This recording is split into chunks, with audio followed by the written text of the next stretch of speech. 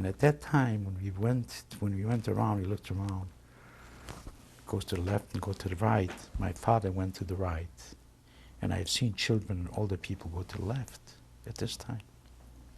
And so I didn't want to separate myself. Since I was a young boy, they put me to the left, which meant death. While the SS men stayed with the machine gun and beating people. As he turned, I turned around and ran over to my father, and I stayed with my father. And we were having our hands like this and kneeling all day long. That was the end of the ghetto for me. And how old were you then? 1943, I was 13 years old. They took us to the station and packed us in the trains, and they sent us away. Till half of the night we were on the train, thirsty, hungry. And we took us to Czechoslovakia. And the name was, the first camp, concentration camp, was Karviné. The Gestapo roundup was on June 22nd, 1943. And they took everybody out from the ghetto.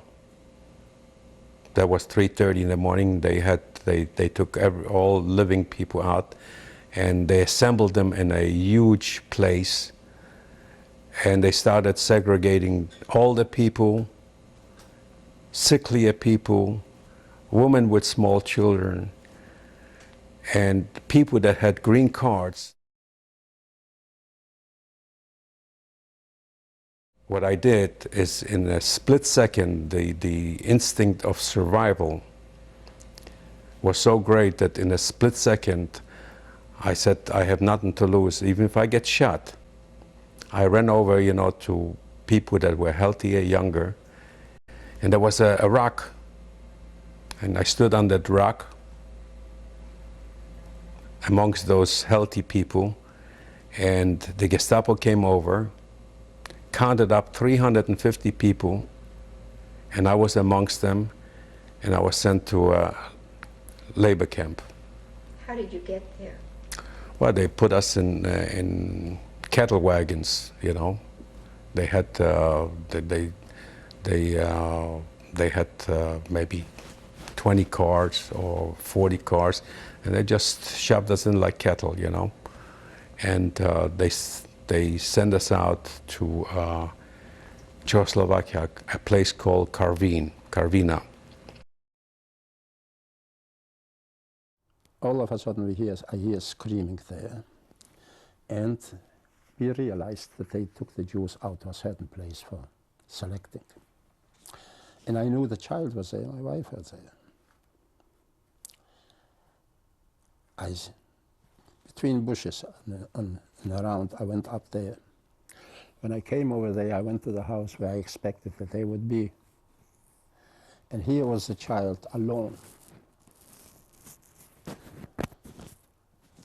crying.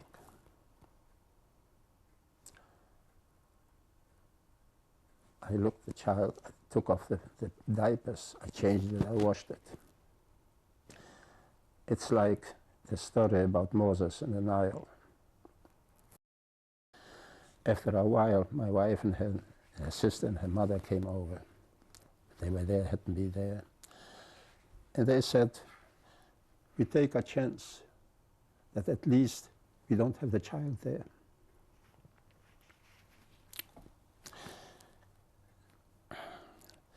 They left it because they thought maybe a miracle will happen.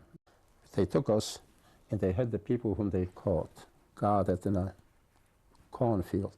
No, there was no corn. Corn in Europe was rye, the rye field.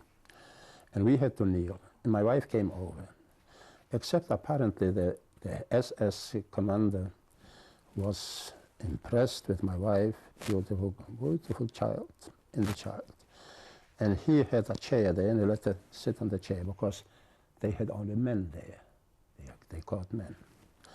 Of course, later she probably was sent back. I know that she was sent back.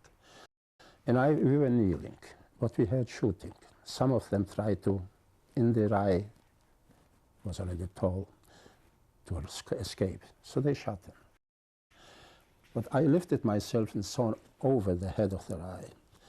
And I saw the railroad station in Benjamin from the back, not from the front. And there was a fence and a little gate.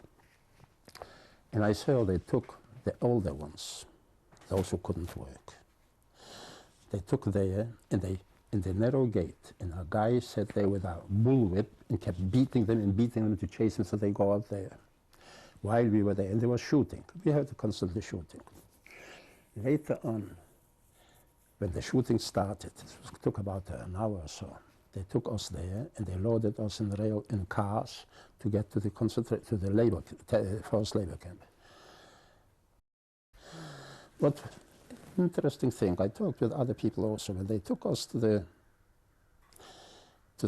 they loaded us in the train, somehow we felt a little relief. I talked with people there too, in the train, and after the war also. There was, to be there, to having gone through this, was such a, not a burden, such a heavy thing, that you figure, finally I won't have to have this worry. I'm going there, whatever happens to me, that happens. It is hard to understand for a person who hasn't lived through it, that you can feel a relief, that the burden, this pressure came off, and no matter what happened now. My mother says to me and to my brother, she says, we are already old. I mean, her and my father, we are already old. They were in their early 40s. We have no chance to survive. But the two of you, if you ever survive, you might wind up in the United States or in Palestine. Tell the world what they did to us. Now, this was, I wouldn't say a wish, but I would say it's a commandment. And now I finally have a chance to fulfill this commandment. I feel like I'm absolving myself.